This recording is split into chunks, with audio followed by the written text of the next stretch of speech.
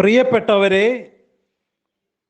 ആണ്ടുവട്ടം 4-ാം ഞായർ 2021 ജനുവരി 31, മർക്കോസ് 1:21 മുതൽ 28 വരെ വാക്യങ്ങൾ.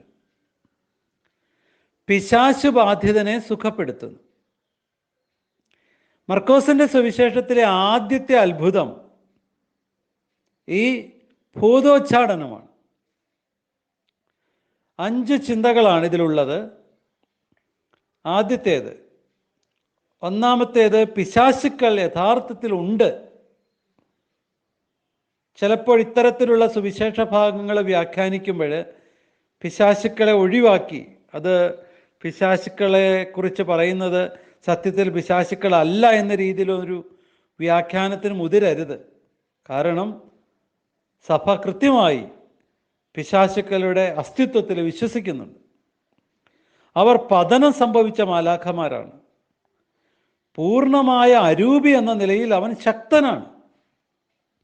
അവൻ്റെ പ്രവർത്തനം മനുഷ്യനും സമൂഹത്തിനും ആത്മീയവും ശാരീരികവുമായി പോലുമുള്ള ഗൗരവങ്ങളായ ഉപദ്രവങ്ങൾ വരുത്തിവെക്കുന്നതുമാകാം. പിശാചിനെ അവൻ്റെ ദുഷ്പ്രവർത്തനത്തിന് ദൈവം അനുവദിക്കാറുണ്ട്.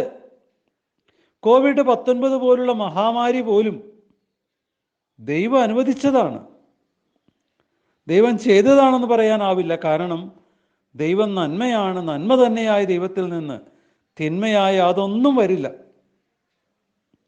പക്ഷേ ദൈവം തിന്മ അനുവദിക്കുന്നുണ്ടെങ്കിൽ പോലും ദൈവം അത് എല്ലാം നമ്മുടെ നന്മയ്ക്കായി മാറ്റുമെന്ന് സഭ ഉറച്ചു വിശ്വസിക്കുന്നുണ്ട്. സഭയുടെ സാർവത്രിക മതബോധന ഗ്രന്ഥം നമ്പേഴ്സ് 391 മുതൽ 95 വരെ സുവിശേഷ വിവരണങ്ങൾ കെട്ടുകഥയായി വ്യാഖ്യാനിക്കരുത്.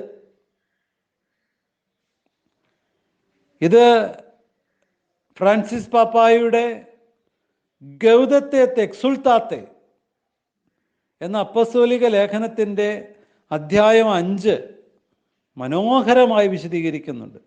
അത് ഞാൻ വായിക്കുന്നില്ല, വായിക്കാനായിട്ട് ആവശ്യപ്പെടുകയാണ്.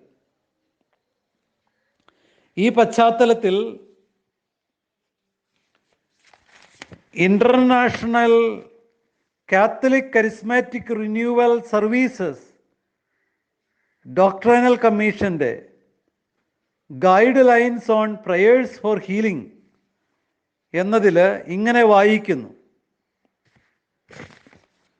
The experience of charismatic Catholics is often that the work of Satan is not taken seriously by many in the church.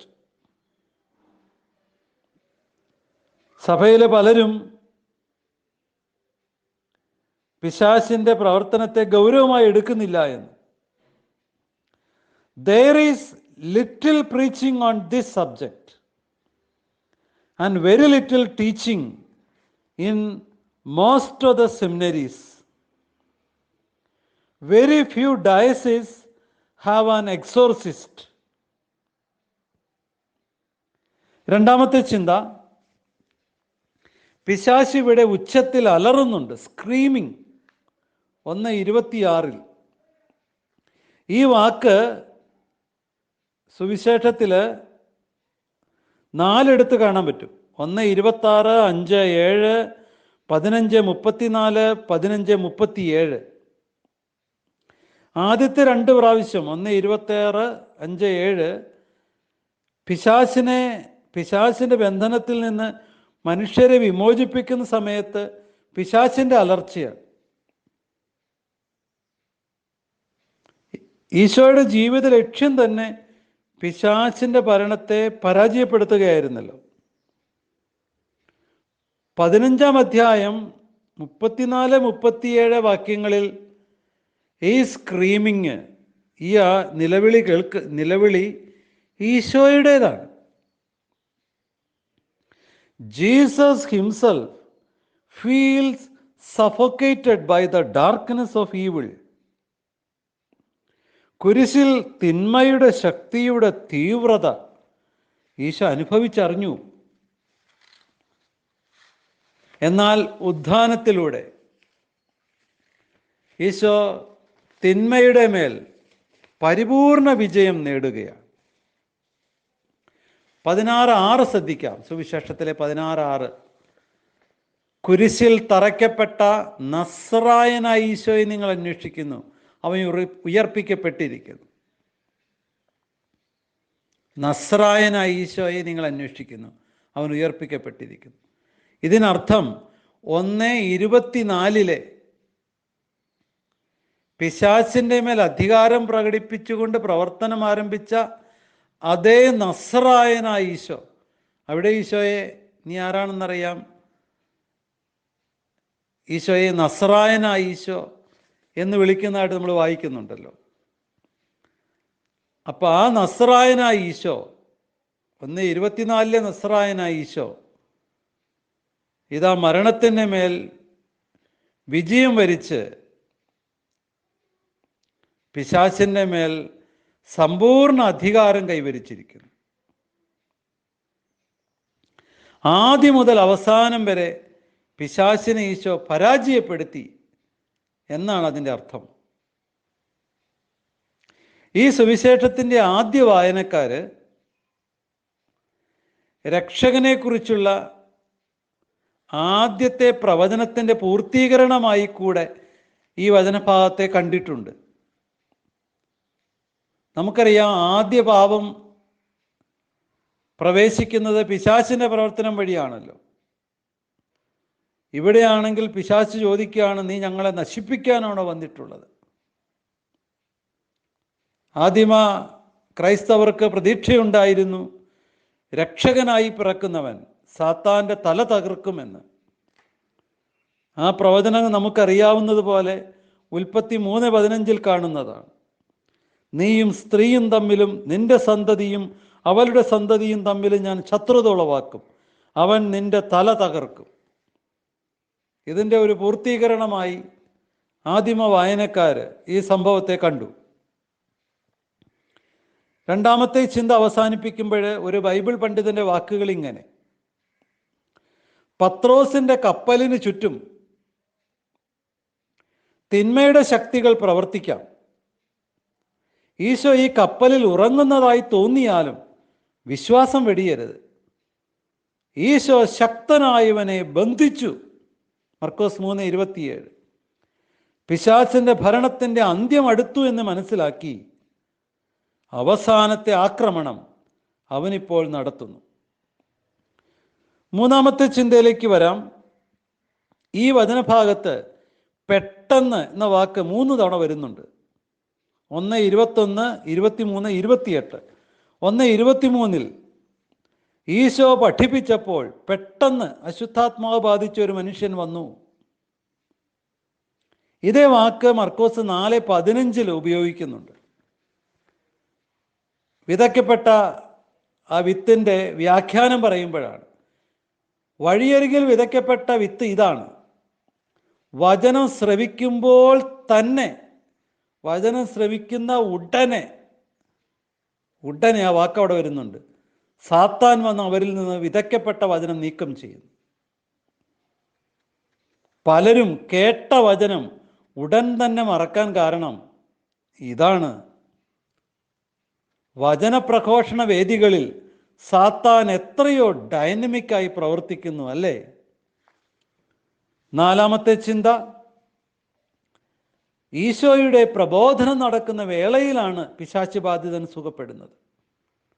ഇന്നും വചനം വായിക്കപ്പെടുകയും പ്രഘോഷിക്കപ്പെടുകയും ചെയ്യുമ്പോൾ ഈശോ സന്നിഹിതനായി അവിടുത്തെ ശക്തിയാൽ തിന്മയുടെ ബന്ധനങ്ങളിൽ നിന്ന് മനുഷ്യരെ വിമോചിപ്പിക്കും.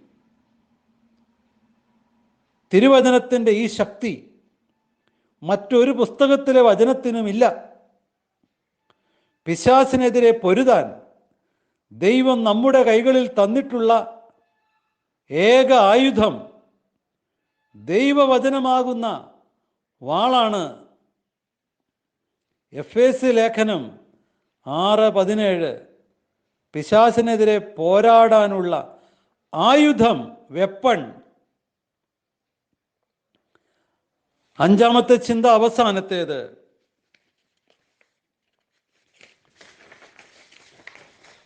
സാത്താൻ ഭയപ്പെട്ട് അലറിക്കൊണ്ട് പറയുന്ന വാക്കുകൾ ഇങ്ങനെയാണ്: നീ ആരാണെന്ന് എനിക്കറിയാം, ദൈവത്തിൻ്റെ പരിശുദ്ധൻ.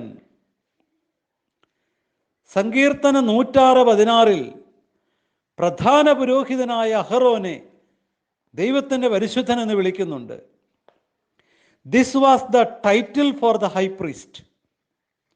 High priest would wear a signet, SIGNET, on his forehead, holy to the Lord. ഈശോയാണ് ശരിയായ പ്രധാന പുരോഹിതൻ എന്നാണ് ഇത് സൂചിപ്പിക്കുന്നത്. ഈ പ്രധാന പുരോഹിതനായ ഈശോയ്ക്ക് ആത്മീയമായ അധികാരവും ശക്തിയും, spiritual power and authority over demons ഉണ്ട് എന്നാണ് അർത്ഥം. ഇവിടെ പറയുന്ന ഈശോയുടെ അധികാരം 1:22-27 ഉപയോഗിക്കുന്ന എക്സൂസിയ, പവർ എന്നും അതോറിറ്റി എന്നും ഒക്കെ തർജ്ജമ ചെയ്യാം. ഇത് 10 പ്രാവശ്യം വരുന്നുണ്ട്. 7 പ്രാവശ്യം ഈശോയുമായി ബന്ധപ്പെട്ടാണെങ്കിൽ 3 പ്രാവശ്യം അപ്പസ്തോലന്മാരുമായി ബന്ധപ്പെട്ടാണ്. 3:15, 6:7, 13:34. 13:34 ഇപ്പം മറ്റ് ഭാഗങ്ങൾ 3:15, 6:7, 13:30 അപ്പോസ്തലന്മാർക്ക് തൻ്റെ അധികാരം കൈമാറുകയാണ്. 13:34 തൻ്റെ ഭവനത്തിന്മേൽ, സഭയുടെ മേൽ ഈശോ അധികാരം നൽകിയിട്ട് പോകുന്നതാണ്. ഈശോയുടെ അധികാരം ഇന്ന് അപ്പസ്തോലന്മാരുടെ പിൻഗാമികൾക്കുമുണ്ട്. ഇന്നും ആഘോഷമായ പിശാച് ബഹിഷ്കരണം മെത്രാൻ്റെ അനുവാദത്തോടെ മാത്രം ഒരു പുരോഹിതന് നടത്താവുന്നതാണ്. ആഘോഷമായ ബഹിഷ്കരണം. മതബോധന ഗ്രന്ഥം നമ്പർ 1673.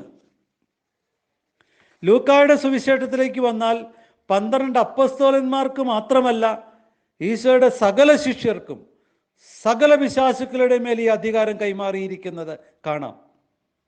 9:1 അപ്പസ്തോലന്മാർക്ക് അവൻ അധികാരം കൊടുക്കുന്നതാണ്. 10-ാം അധ്യായം ലൂക്കായ്ക്ക് മാത്രം സ്വന്തമാണ്. 72 ശിഷ്യന്മാരെ കുറിച്ചാണ്. അതിനർത്ഥം സഭയിലുള്ള എല്ലാ ശിഷ്യന്മാരെയും ഉദ്ദേശിച്ചാണ് ഈ വാക്ക് വരിക. പൂർണ്ണസംഖ്യയാണ്. 10:1 ജീസസ് അപ്പോയിന്റഡ് ദ 72. ഈശോ 72 പേരെ നിയോഗിച്ചു. അപ്പോയിന്റഡ് എന്ന് തന്നെയാണ് ഗ്രീക്ക് പദം. 10:19 സകല പിശാചുക്കളുടെ മേൽ നിങ്ങൾക്ക് അധികാരം തന്നിരിക്കുന്നു എന്ന് തന്നെയാണ്. അത് 9:1 അപ്പസ്തലന്മാർക്ക് കൊടുക്കുന്ന അധികാരവുമായി ബന്ധമുണ്ട്. സഹോദരങ്ങളെ, ഞാൻ അവസാനിപ്പിക്കുകയാണ്.